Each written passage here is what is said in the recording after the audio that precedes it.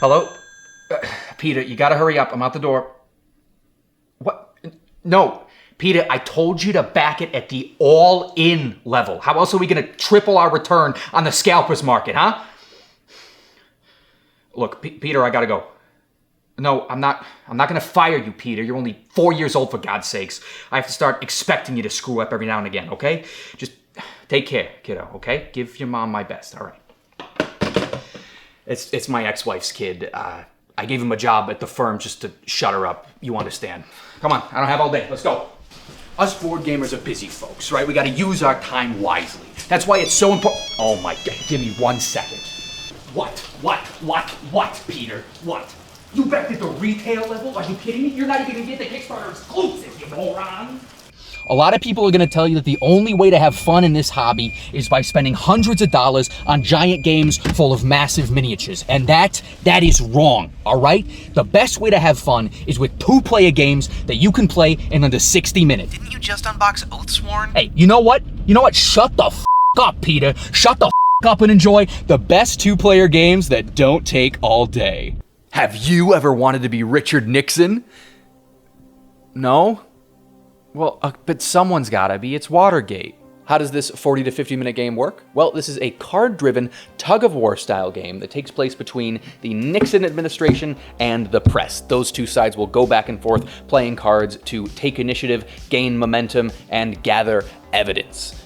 The Nixon player wants to gain enough momentum and kill enough time to get to the end of the term and avoid retiring in disgrace. These red tokens represent momentum, 5 of these, and Nixon wins. Nixon can also win by just kind of biding his time and playing these evidence tokens onto the board and blocking the press from connecting conspirators to him.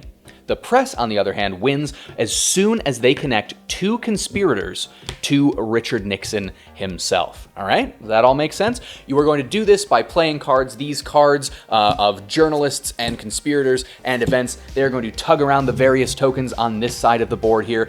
But keep in mind, the best cards also have events on them. They have a specific effect that will take place. And the best effects of these are one-time use only. So be sure to play these wisely.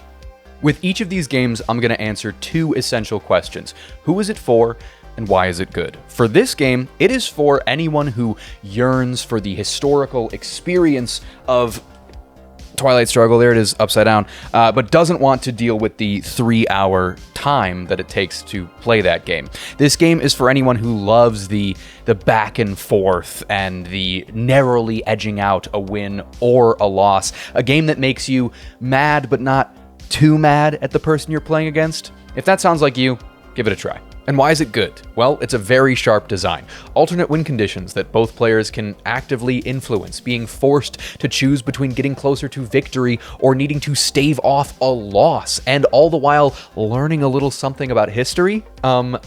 Where do I sign? Next up, let's travel abroad to the lovely island of Santorini. This here is an abstract strategy game with the cutest pieces you ever saw.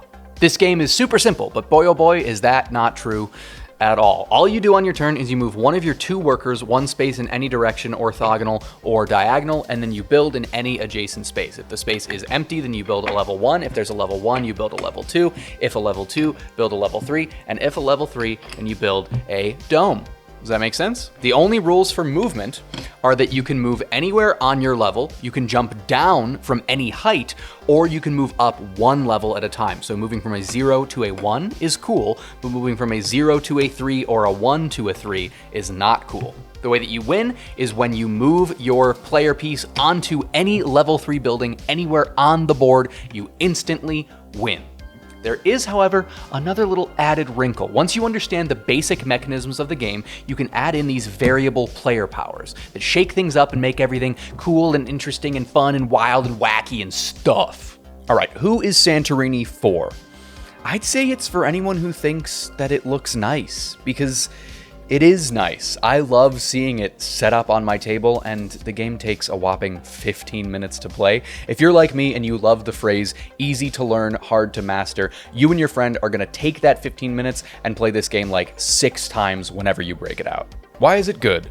First of all, look at it. It's beautiful. Second of all, you can teach it in under a minute. And third of all, one of my least favorite things about games like chess or checkers is that there are right moves. There are best moves. In Santorini, that is maybe also true until you add in those unique player powers. Once you throw those in, all bets are off. You have to consider how you can properly leverage your own power while taking into account whatever weird ability your opponent has. The possibilities are just too much to calculate. Ugh, it's great.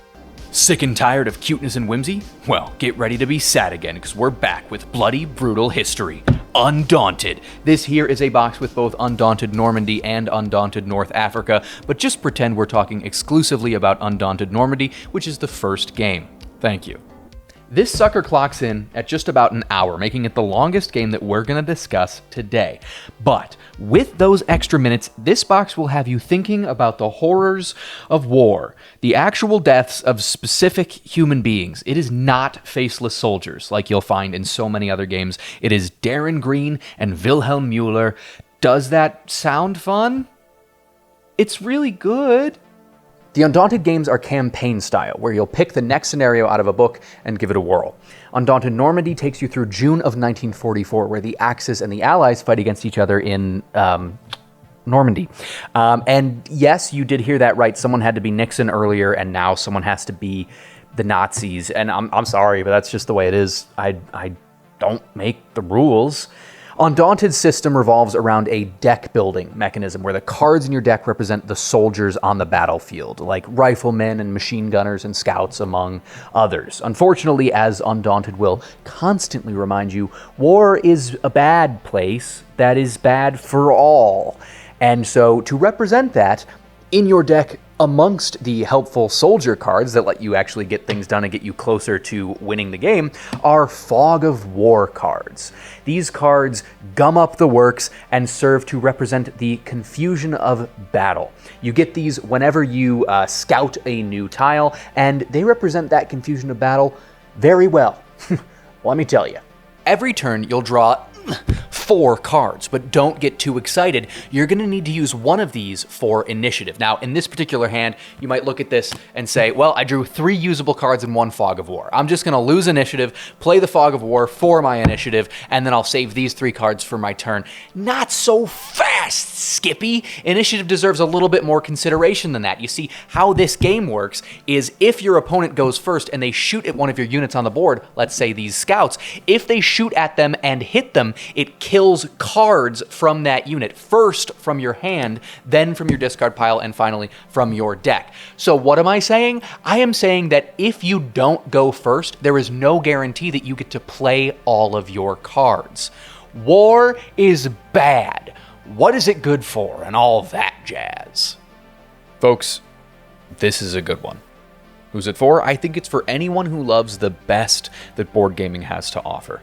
Listen, Watergate is a solid game. It's got a smart design and it feels good to play. Santorini is beautiful and simple and fun for all ages, but Undaunted is just ridiculously great. Do you want to play a quick war game? Do you want to appreciate board game design brilliance? Do you want a game that doesn't make you feel like war is a glorious place full of heroes, but rather a landscape of sadness and death? If you answered yes to any of those questions, Undaunted is for you. What makes it great? There is always a tough choice to make. Do you sacrifice initiative to maybe play all of your good cards? Do you go hard on initiative, sacrificing one of your good cards when you may not need to? Do you take a 1 in 3 die roll that could cripple your opponent's forces, or it could leave yours out in the open like sitting ducks? There is always a choice to make, and it is never easy. Okay, we need to do a little tonal shift here, and I don't know how to get it done. I mean, Horrors of War, fun game about dinosaurs. I'm not seeing it, but I have help, so don't worry. We're just gonna read one of these, and I hope you're not too strained by that serious discussion to talk about nature's toothiest lizards. That's all right. I'll see if there's something better though. Let's travel further into the pasta and discuss some dinos. Are these all just colander puns? That's really niche. A colander is a perforated bowl used to strain... Okay, all right, cool. In the 30-minute game of Raptor, you will take control of one of two opposing sides, either the Raptors or the Scientists. The Mama Raptor will do everything in her power to keep her little babies out of the hands of the humans, including eating the hands of the humans. Meanwhile, the Scientists will do everything that they can do to capture her little babies and bring them back to the lab, including using fire, vehicles, and sleeping gas. This is all done via 2 decks of 9 cards, one for each side.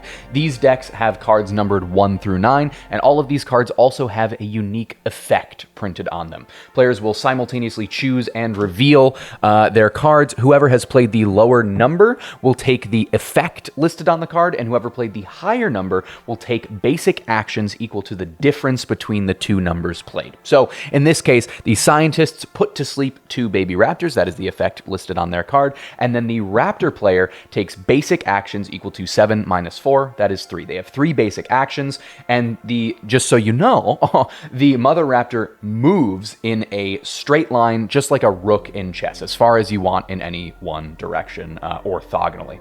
So in this case, with 3 actions, the Mother Raptor could move with 1, eat a Scientist with 2, and then move again with 3. There you go.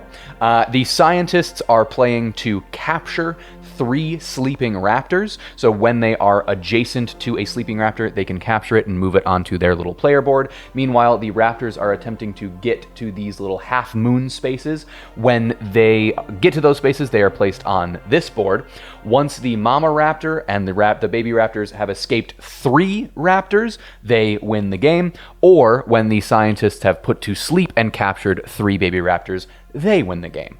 That's Raptor, those are the rules, now you know, and you can be a dinosaur too. Raptor is for you if you root for the dinosaurs in Jurassic Park. It is not necessarily for you if you rooted for the dinosaurs during Jurassic World, because I'm pretty sure everyone wanted to see those people get eaten. They sucked. But no matter how well the Scientists play their game in Raptor, a lot of people are guaranteed getting chomped. It's unavoidable. This game is also for you if you enjoy counting cards. Because you and your opponent play your cards out face up, you can see what they've already played and figure out what they're holding in their hand. What makes it great is the main mechanism. It works really well. There's a huge risk in playing a low number. I mean, if you play a 2 and your opponent plays an 8, you get some kind of mediocre effect, and they get 6 freaking actions out of the deal. That is a massive disparity, and it'll screw you over. But don't order yet, because there's also a problem playing a high number. You play an 8 and your opponent plays a 7, they get a very good effect, and you get 1 single action out of the deal. It is an addicting little puzzle that I am quite sure will keep you coming back for more. Finally, air, land, and sea. If you've been watching my TikToks or my YouTube shorts, you've seen this one come up a few times, and only because it's the most goodness that anyone's ever packed into a box this small. Here's the teach. You and your opponent both draw 6 cards and then take turns playing them into one of the 3 theaters of war. You can either play them face up into a matching theater or face down anywhere that you like. So we could do that, that's allowed. Once you've played out all 6 of your cards, and your opponent has as well, you will tally up the total strength in each theater, and the best 2 out of 3 theaters wins that particular round. Here's the catch. You can also resign early at any time. If you make it until the last round, you play out your last card, and then you lose, you give up 6 points to your opponent for that round. But if things aren't looking good for you after round 2, you might want to call it early and only give up 2 or 3 points instead. The first to 12 points total after a series of rounds wins the game. That's almost all. The only other thing is that these cards have unique abilities that can really shake things up. You might flip over an opponent's 6 strength and turn it into 2. Or maybe you gain +3 strength at the adjacent theaters. Or perhaps you could move one of your cards to a different theater. What? Yeah, this game has got it all. This game does so much with so little. As a 15 to 20 minute game, it is tied for the quickest of any we'll discuss today, and so I'd say that's who I recommend it to. It's for anyone who wants a 2-hour tactical strategic experience, but only has a half an hour. Because the full 20-minute playthrough is broken up into smaller games, you get this sensation of a sprawling back and forth. You win some battles, you concede some others, until one player stands victorious. You get the feeling of a full game night's worth of moments, but you only have to play for 20 minutes. Why is it great? All of those reasons, yes, but plus, because it's a whole bunch of little games that combine into one experience, you can try weird strategies that you may otherwise not. I mean, maybe you have a hand of cards that all flip things face up, so you play them all face down, and the last turn you play a card that flips one face up, which flips another face up, which flips another face up. Who knows if you win the game? You might not, but it'll still be fun, and if you do win that game, oh my gosh, what a moment! In case you couldn't tell, even though Undaunted is, I think, the best design out of all of these games, Air, Land, and Sea is my favorite. I have never had a bad time with it, and it's only $15. So check out all these games and give the ones that interest you a try. Well, that is all I've got for you today, so be sure to like, comment, and sub... 1 second. What is it, Peter? I'm doing the outro. Peter, you gotta slow down. Take the pacifier out of your mouth and... Oh, you can't support my business practices anymore, huh? Okay, well, if capitalism is so bad, then...